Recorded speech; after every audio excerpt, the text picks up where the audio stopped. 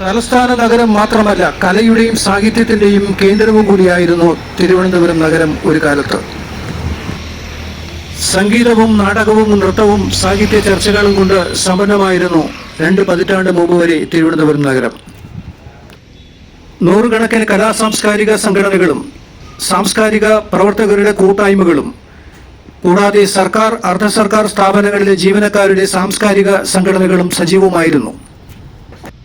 കലയുടെയും സാഹിത്യത്തിന്റെയും മഹത്തായ പാരമ്പര്യം തിരുവനന്തപുരത്തിനുണ്ട്. സ്വാതി തിരുനാളിന്റെയും ഇരയിമ്മൻ തമ്പിയുടെയും സ്വന്തം അനന്തപുരി. അഭിനയ രംഗത്തെ മഹാപ്രതിഭകളായ സത്യനും പ്രേം നസീറിനും മധുവിനും ജന്മം നൽകിയ തിരുവനന്തപുരം.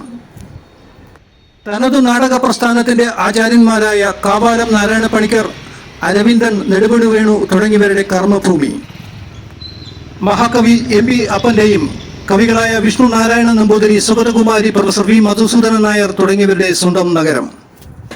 മലയാള സിനിമയുടെ അഭിമാനമായ മോഹൻലാലിന്റെയും ജഗദീഷ് ശ്രീകുമാറിന്റെയും അഭിനയ ജീവിതത്തിന് അരങ്ങേറ്റം കുറിച്ച മണ്ണ്.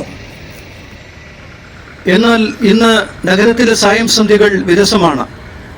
പ്രശസ്തരായ ഗായകരും നർത്തകരും അഭിനേതാക്കളും ആസ്വാദകരുടെ മനസ്സ് കീഴടക്കിയ അരങ്ങുകൾ ഇന്ന് മൂകമാണ്.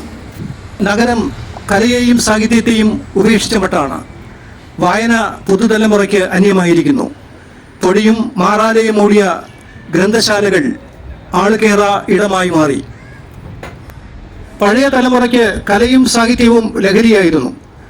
എന്നാൽ പുതുതലമുറയെ ലഹരിയിൽ വീഴ്ത്തുവാൻ മയക്കുമരുന്ന് മാഫിയകൾ സജീവമായുണ്ട് നഗരത്തിൽ. പുതിയ തലമുറ ഔദ്യോഗിക സ്വകാര്യ തിരക്കുകളിൽ നിന്നും മാനസിക പിരിമുറുക്കം കുറയ്ക്കുന്ന കലയുടെയും സാഹിത്യത്തിന്റെയും ലോകത്തേക്ക് മടങ്ങി വരുന്ന നാളുകൾക്കായി കാതോർക്കാം.